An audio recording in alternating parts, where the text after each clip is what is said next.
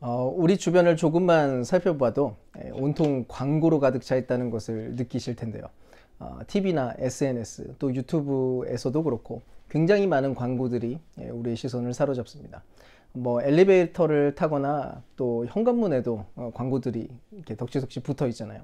알고 보면 우리는 늘 부추김을 당하고 있는데요. 이거 사, 저거 사, 너 이거 필요해. 이런 메시지가 항상 들려오는 겁니다. 어쨌든 우리가 사는 이 세상은 사람들이 뭔가를 구매해야 돌아가고 있거든요. 그러니까 각종 광고들을 통해서 오래 사용한 것들에 대해서는 뭔가 부적절하게 이해하도록 만들어야 되는 것이고, 또 반대로 새 것에 대해서는 그것을 훨씬 더 원하도록 만들어야 되는 것입니다. 이런 식으로 우리는 이미 소비 사회 안에서 살고 있기 때문에 나름의 어떤 행동 패턴들이 만들어질 수밖에 없는데요. 한번 좀 생각을 해볼까요? 늘 소비를 부추기는 이 세상에서 소비를 해내려면 뭐가 필요할까요? 당연히 돈이죠. 남보다 우월한 경제적인 능력을 갖춰야 되는 겁니다. 그리고 바로 이걸 얻어내기 위해서 교육이 이루어지게 되는데요. 이미 아는 대로 우리 사회에서의 교육의 목표는 이미 전인격적인 성숙, 그런 게 아닙니다. 오히려 더 우월한 경제적 능력과 힘을 주기 위한 내용으로 교육이 진행되게 되어 있죠. 그러니까 따지고 보면 학교에서 50%, 그러니까 중간 등수만 해도 원래 일반적인 상식으로는 다른 영역에서는 못했다고 볼 수 없을 겁니다. 왜요? 적어도 평균 수준은 된 거잖아요. 그 정도면 그래도 잘했다라고 하는 게 정상인 겁니다. 근데 실제로는 그렇지 않죠.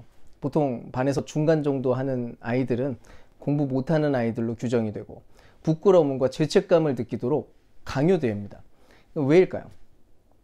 바로 경제적 능력과 성적의 상관관계 때문입니다.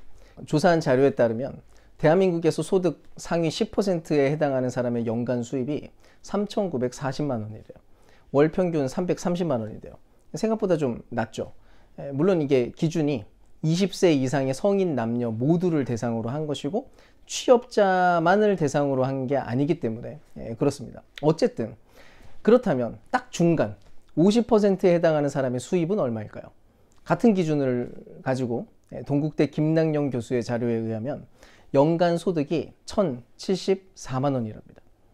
그러니까 한 달에 90만 원도 채 안 되는 거죠. 결국 국민의 10%에 해당하는 사람들만이 그나마 안정적인 경제 생활이 가능하고, 나머지는 정도의 차이는 좀 있어도 만성적인 경제적 부담에 시달릴 수밖에 없게 된다는 그런 뜻인 거예요. 즉 평균적인 성적으로 정당한 대우를 받고 평균적인 소득으로 인간적인 삶을 영위할 수 있는 그 경제적 환경이 조성된 사회가 정상적인 것인데도 불구하고 현재는 뭔가 잘못돼도 한참 잘못되어 있다는 거죠.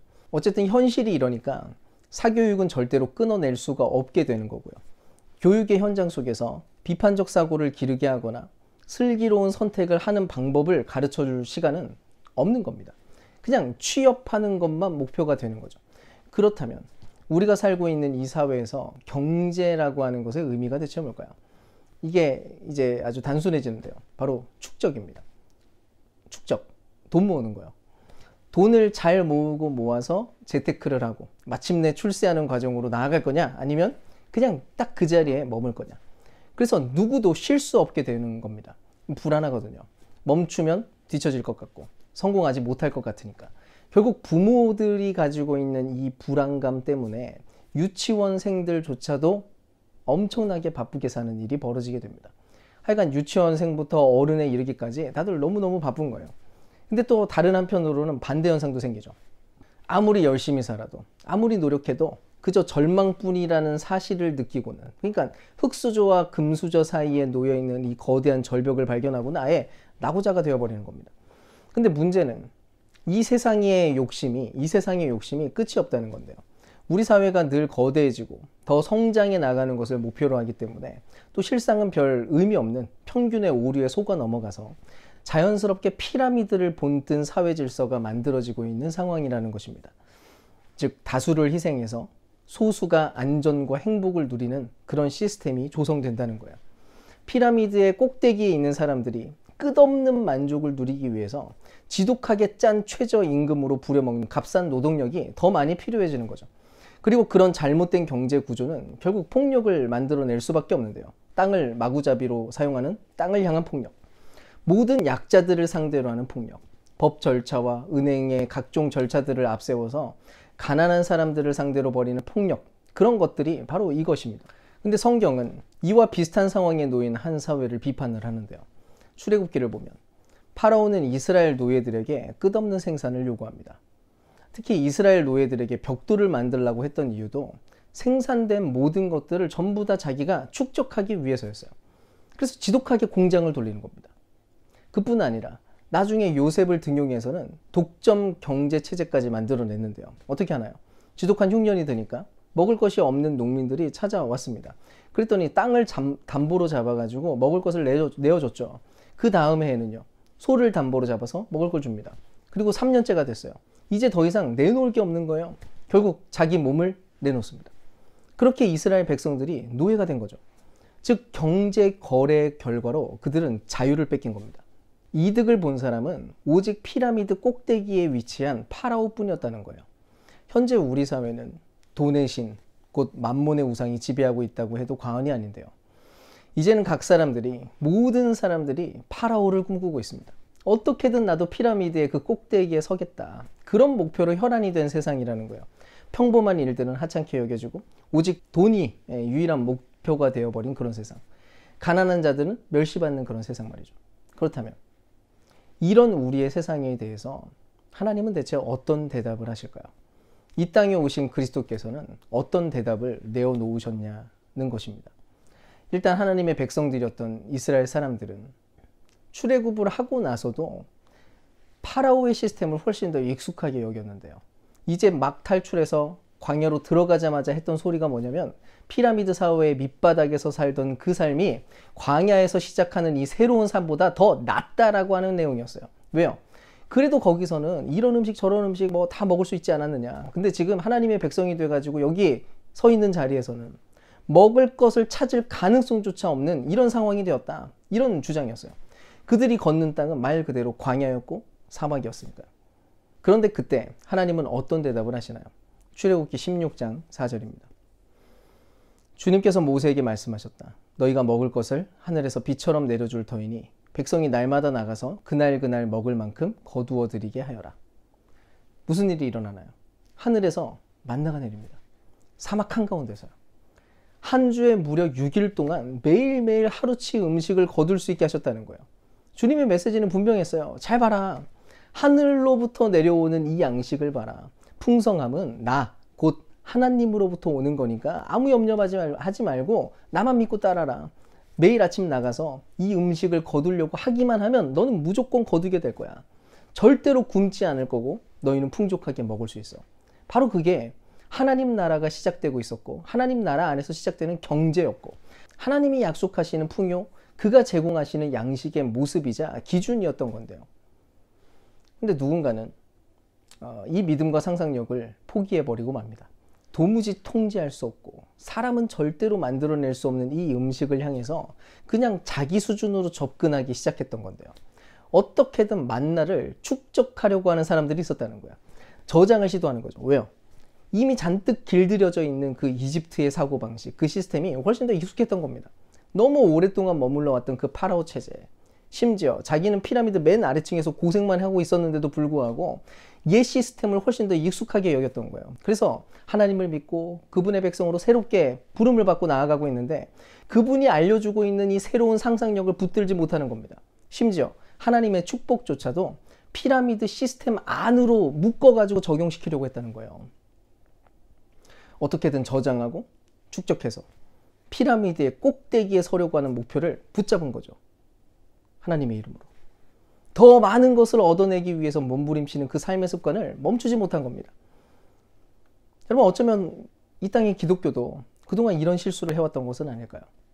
한때 하늘로부터 부어주시는 은혜와 복이 풍성했던 그때 그 시절, 그 은혜와 복이 온 세상으로 흘러들어가고 그래서 모두가 풍족해지는 그런 꿈을 꾸었었다면 그랬으면 어땠을까요? 근데 그런 일이 일어나기보다는 교회는 자기의 힘과 부를 축적하고 되물림하는 시스템을 만들어 갔었고요. 예수 믿고 더 많은 부를 축적하는 사람이야말로 은혜 받은 자의 전형인 것처럼 그렇게 박수치는 일들도 너무나도 흔했습니다. 하지만 그런 일들은 하나님이 박살낸 피라미드를 또다시 지으려고 하는 그런 시도인 거예요. 어쨌든 확실한 것은 이스라엘 백성들은 무려 40년 동안 광야 한가운데서 만나를 먹고 살아갔는데요. 그야말로 절대적인 풍성함, 그 하나님의 경제력이 그들에게 임한 거였고 그 은총이 지속된 내용이었습니다. 물론 가나안 땅에 들어가자마자 만나가 그쳤죠. 근데 여전히 하나님의 풍성함이 그들에게 가득했습니다. 기적적인 모양은 아니었지만 젖과 꿀이 흐르는 땅, 그 명성 그대로 그 안에서 풍족한 소산물을 얻을 수 있었거든요. 하나님은 이렇게 자기 백성들에게 확실하게 대답을 했어요. 하나님 나라의 경제 체제야말로 그 어떤 세상의 체계보다 우위에 있다고 말이죠. 그 나라의 경제는 초월적인 풍성함이 넘쳐 흐른다는 것을 그분이 보여주신 겁니다. 그리고 예수님의 메시지도 마찬가지였어요. 마가복음 6장 30절에서 44절 내용을 보면 오병이어의 사건이 기록됩니다. 예수님께서 말씀을 전하시다가 시간이 늦은 거예요. 식사 시간이 지나버렸죠. 그런데 이미 수천 명의 사람들이 바닷가에 모여서 있었던 상황이었습니다. 주님께서는 그들이 마치 목자 없는 양처럼 기진하고 있는 모습이 불쌍하게 보여서 제자들을 불러가지고 이야기를 했어요. 먹을 걸 가져와라. 그랬더니 제자들이 어떻게 하나요? 자연스럽게 파라오 시스템과 원리를 사용해서 문제를 해결해 보려고 했습니다. 물론 그게 당연한 접근법이긴 했죠. 우리가 사는 세상이 이 모양인데 어떡하겠어요. 그래서 이렇게 얘기했어요. 여기 모인 모든 사람을 먹일 수 있을 만큼 음식이 없습니다. 그러니까 스스로 각자 먹을 것을 구하도록 하는 게 좋겠어요. 즉 더치페이 합시다. 그렇게 대안을 내놓았던 거죠. 너무나 현실적이고 그럴듯한 답변 아닌가요? 근데 그 말을 듣고는 주님이 그러시는 거예요. 너희가 먹을 것을 주라. 당연히 제자들이 당황했겠죠. 그게 가능하긴 한 소리입니까? 즉시 계산기를 두드려 봤어요. 그랬더니 똑똑하게 계산이 딱 나왔습니다. 무려 200데나리온이 필요하다는 거죠. 200데나리온이 얼마냐면 그 당시 노동자 기준으로 한 사람이 200일 동안 일해야 벌 수 있는 돈이었습니다. 당연히 제자들에게 그 정도의 돈이 있을 리가 없었겠죠. 그래서 결론을 내렸습니다. 공급 불가. 주님 죄송하지만 불가능합니다. 어디에서 200데나리온을 가져올 수 있을까요? 근데 주님이 그 대답과 그 결론에 대해서 승인해 주지 않았다는 건데요. 결국 무슨 일이 벌어집니까? 이미 아는 대로 남자만 5,000명이었던 그 어마어마한 숫자의 사람들이 모두 풍족하게 먹게 됩니다. 그냥 허기만 때울 정도가 아니었죠. 하나님의 풍요로움, 그분의 채우심과 그분의 먹이시는 내용은 수준이 달랐어요. 먹고 남을 정도였다는 거죠. 뭘 보여주는 사건인가요? 하나님의 다스림이 일으키는 일은 이토록 풍요롭고 충만하다는 겁니다. 귀한 성도 여러분, 이제 우리는 새로운 방식의 경제를 상상해야 됩니다. 우리는 비록 파라오의 시스템 안에서 살아가고 있고 현대사회라고 하는 그 구조 속에 살아가고 있는 것은 엄연한 사실이지만 우리에게 이미 다가온 하나님 나라 안에 우리가 지금 살고 있다는 것에 대해서 그것을 믿어야 된다는 거예요. 하나님께서 다스리시고 그분이 공급하시는 경제 체제 아래 사는 그런 존재가 되었다는 것을 우리가 진지하게 상상하는 법을 배워야 된다는 것입니다. 단순히 합리적이고 조직적인 방식만 가지고는 결국 세상은 바뀌지 않을 겁니다. 그런 식으로 우리가 동분서주 해봤자 하나님의 풍성함을 조금도 맛볼 수 없다는 거예요. 그러면 어떻게 해야 될까요? 마가복음 6장 38절입니다. 예수께서 그들에게 말씀하셨다. 너에게 빵이 얼마나 있느냐? 가서 알아보아라. 그들이 알아보고 말하였다. 빵 5개와 물고기 2마리가 있습니다. 너에게 빵이 얼마나 있나 봐라. 그래서 확인해 봤더니 겨우 빵 5개와 물고기 2마리가 있었어요. 사실 그거 가지고 누구 코에 붙이겠어요. 그래도 주님이 알아보라니까 그거라도 가져다가 예수님께 드린 거죠.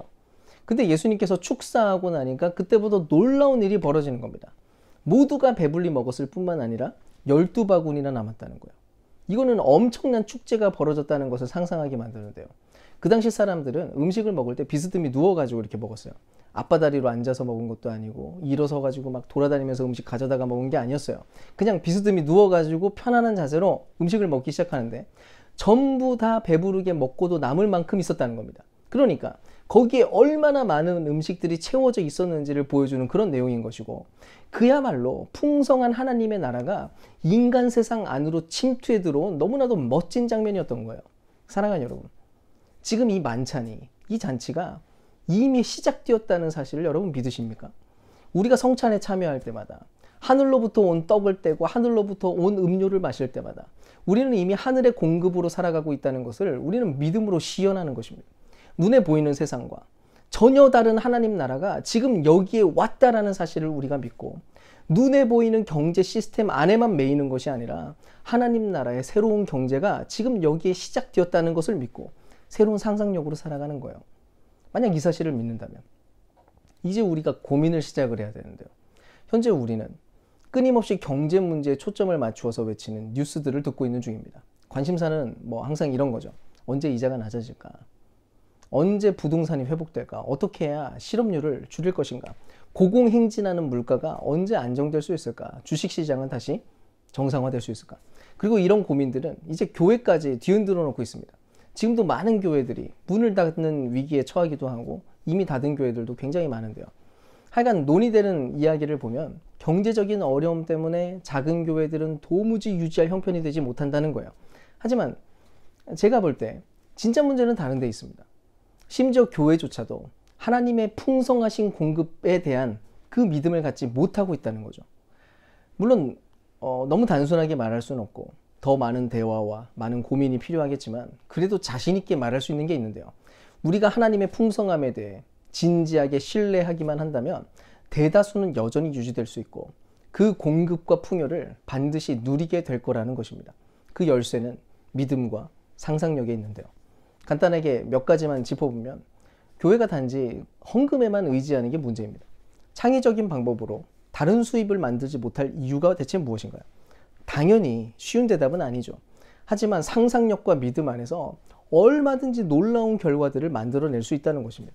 그 외에도 서로를 향한 연대의 방식, 또 각자에게 허락하신 돈을 벌 수 있는 그런 재능과 자원들을 이 안에서 또 면밀히 살펴보는 일들도 필요할 거예요.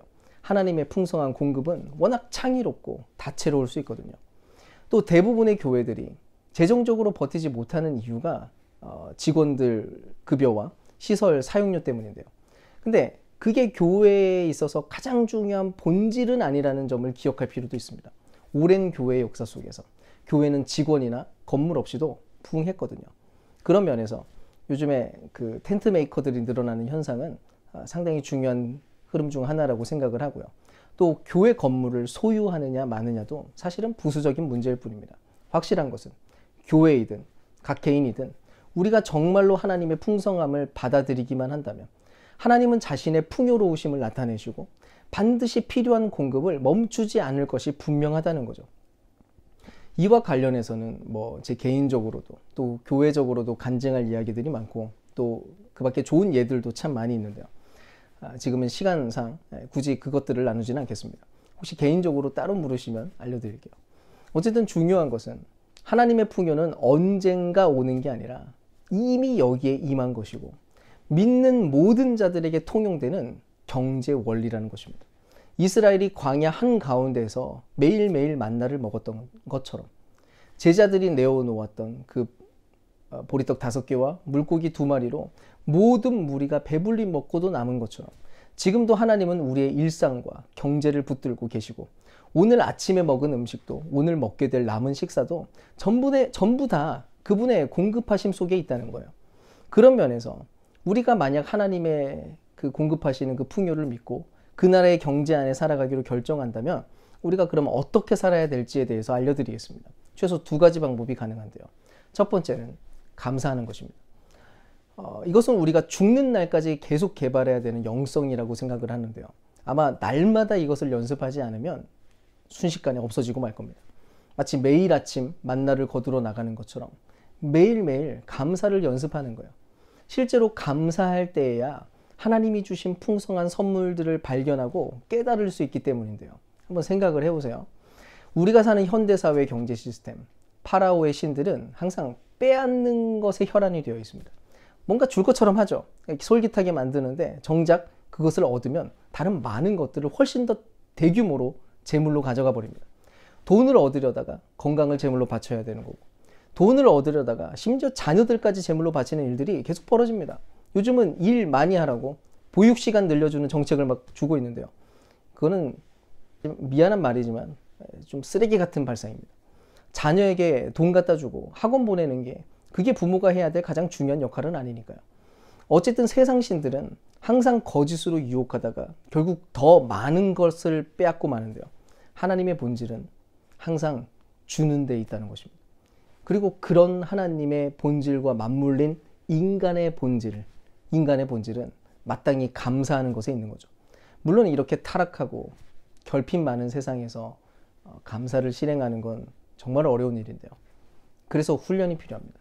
먼저 우리가 가진 모든 것이 이미 충분하다라는 것을 인식하고 인정하는 훈련이 필요합니다. 자꾸 결핍된 거, 모자란 거 묵상하지 말고요. 이미 충만하게 채우셔서 누리게 하신 것들에 대해서 묵상을 하는 겁니다. 그리고 두 번째로는 하늘로부터 매일 부어주시는 그 은혜를 믿고 주님 가르쳐 주셨던 그 기도, 일용할 양식을 허락해 달라는 그 고백을 하나님께 드리는 거예요. 다시 말씀드리지만 감사는 훈련을 통해서만 갖출 수 있는 그런 능력입니다. 그래서 공동체적으로도 개인적으로 감사를 자꾸 훈련을 해야 되는데요.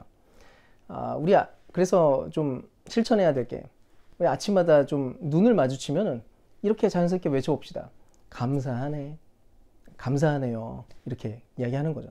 아주 작은 축복에 대해서도 자꾸 서로 감사하는 말을 하는 거예요. 날씨가 좋아서 날씨가 너무 좋다고 감사드리고, 오늘따라 밥맛이 너무 좋다고 감사하고, 오늘따라 힘이 있는 것 때문에 감사하고, 좋은 사람을 만난 것 때문에 또 감사하시고, 웃을 수 있어서 얼마나 많은가요? 사실 우리 삶은 늘 감사할 것들로 가득 차 있습니다. 교회 사역을 하더라도 결핍에 집중하면 어떻게 5천 명을 다 먹여, 그렇게 하는데요.